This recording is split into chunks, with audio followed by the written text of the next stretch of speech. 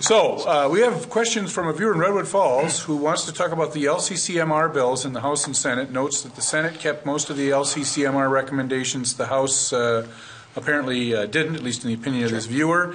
Wants to know about the explanation for that difference and what might happen this year. Sure. Let's start with you. Yeah. So the House bill, that's Representative Heinzman, I believe, is carrying the LCCMR bill. Yes. We in the House did pull some of the purchases, some of the recommendations, and put some of those dollars into CREP, which is to do some of that federal match dollars. Tell our viewers what CREP is in case they don't know. Conservation Reserve Easement Program. Yes, and there's a large pot of money at the federal level that there's some matching opportunities the state has, and felt that was a good use of those dollars, and so that's what we did. But and let me just follow up on that, because there has been some discussion in previous programs about this, but concern has been expressed by some viewers that we should follow these recommendations of the committee and should not, in fact, or should in fact be buying more of this land. And so maybe you could highlight for our viewers what the policy arguments are on this point. Sure. When you're talking about purchase of land versus easements, I'm not necessarily a big fan. I think I would be a fan of a no net gain policy. I believe that we talked earlier about county commissioners being able to make decisions in their own neck of the woods. I would prefer that county commissions have that ability, whether they want to have a no net gain policy, whether the state government come in and purchase more land. I believe those locally elected officials understand kind of the landscape of their areas, and I think we at the legislature could honor that. I think they had a no net gain policy for above Highway 2. That's a different issue, but as far as the purchases and easements, we've got some big issues facing our state. We've got buffers that are not necessarily very popular, but looking at a way that would potentially ease the burden on farmers who feel that they're getting land taken by having some funding source that would help address some of those issues with it. And so I think that's some of the arguments being made on why those dollars were potentially being rededicated by the legislature. Representative Hansen? Well, let's look at the big picture here. So the LCCMR is your lottery dollars, and it's money that goes into a fund that then the corpus stays there, and then the interest is used. And there's citizens and the legislators that work on hearing all kinds of proposals, and primarily the LCCMR looks at science projects. There's some acquisition in there, but it's a lot of research compared with the Outdoor Heritage Fund or the Clean Water Council. So this isn't the 2008 legacy dollars. This is lottery money that the citizens have voted on several times.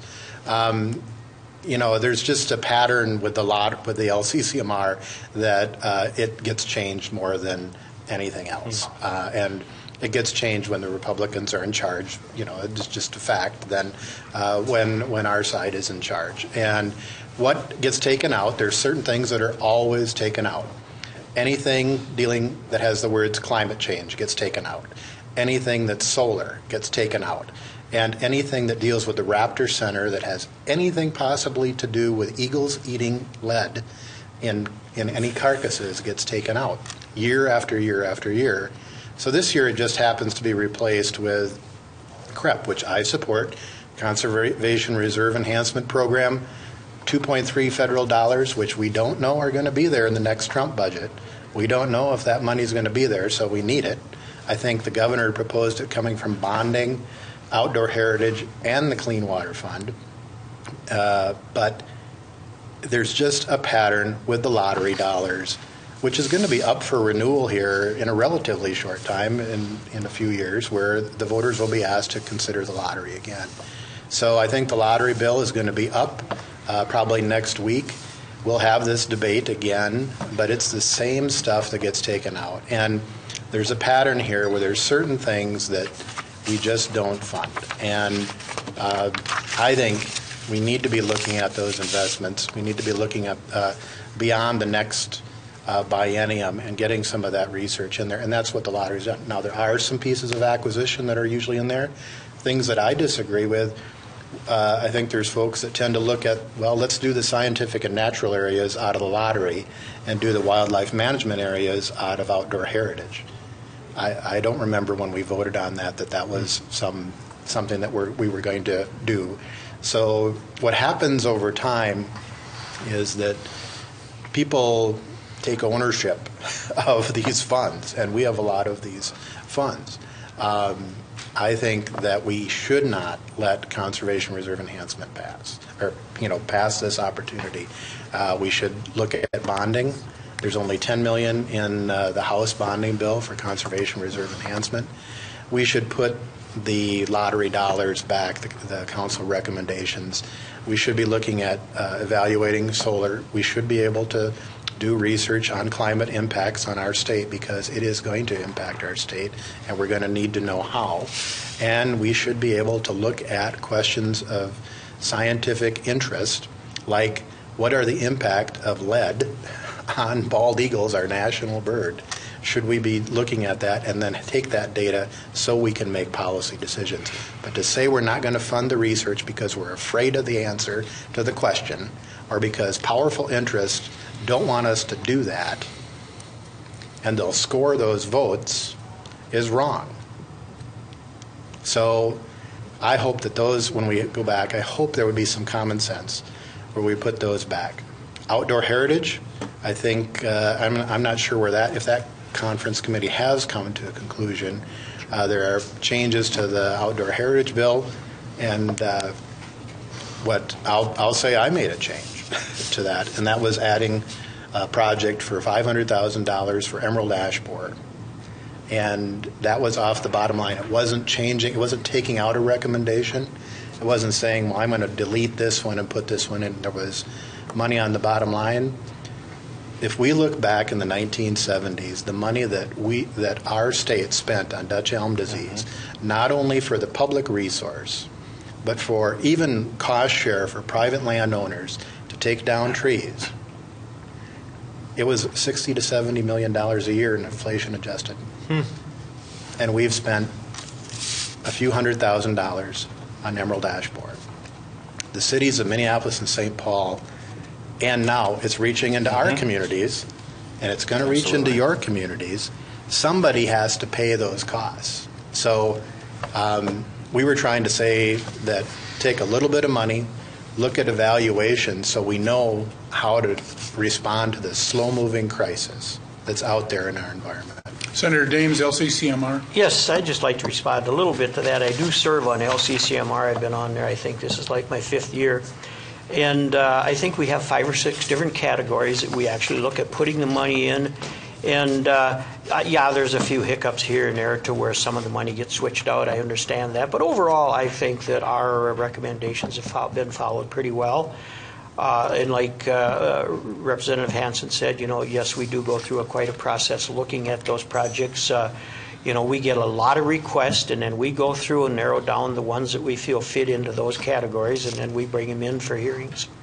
And we find out a lot of good information. We get a lot of requests, and I think we're running somewhere in that neighborhood of $50 to $55 million now per year that we can use for these requests. And it's a board that's made up of a lot of different folks. There's citizens on it appointed by the governor. There's legislators on it, and it's a nice variety of people on there making those decisions. So I think that at the end of the day that for the most part we pretty much get the projects. Now there are some projects people will say to me, why didn't you do this? Well, in the category they were in, they didn't rank high enough to be in there. But I've also seen some projects that we have passed on, and then maybe the next year, the year after, they come back, and because of the variation of the projects, they may qualify. As far as CREP, I understand where you're coming from as far as these CREP dollars, and yes, there's some philosophy, they may not be there, we don't know that. But I do really get concerned when I see all that, how many of those dollars we're looking for, and look on the map where they're going to be spent. And a lot of those dollars are being spent in the best agricultural land we have in Minnesota. And as long as they're kept into areas that need the protection, I don't have a problem with that.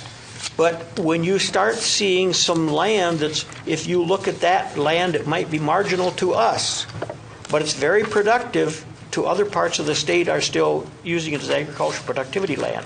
And when we look at the amount of production increase we have to have in the food by 2050, we do need to be very cautious what land we're taking out of production and putting into these 99-year easements. So that's one of the areas where I think we have to be very cautious how we do this. And they're talking a lot of using this for buffer strips. I think that's a good idea. We only have about a minute left. I'm going to give you about 30 seconds to respond on that issue. Well, I took my kids to the Bald Eagle Center. Lead kills bald eagles. And I know that we have alternatives in certain hunting areas. We already use steel shot and waterfall, so there's things that we can do. But on the land piece, they already do the scoring, and we know we had a presentation about how they had the limit areas of the state. So certainly we have opportunities, and with the buffers, there's a lot of counties that are already 70+% in compliance. And I think what we've had in Minnesota over the buffer issue is a lot of misinformation. But we do need to make people whole on that issue. There's no doubt about it.